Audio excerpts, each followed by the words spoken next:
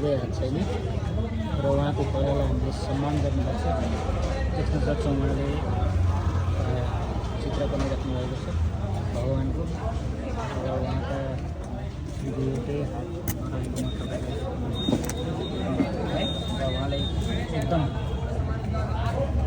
राम्रो तस्बिर बनाउनु भएको छ। उहाँको कलालाई सम्मान स्वरूप यो भिडियो एकदम धेरैभन्दा धेरै सेयर गरिदिनु होला।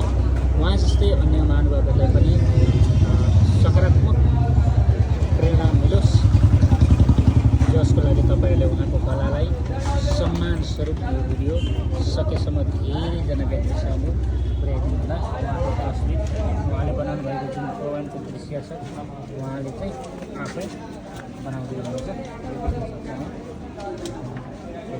दुवै हात रहेको छैन र उहाँले चाहिँ यो बनाएर बस्नुभएको छ र उहाँको कलालाई एकदम सकेसम्म सबैजनाले सम्मान गरिदिनुको लागि म हार्दिक अनुरोध गर्दछु।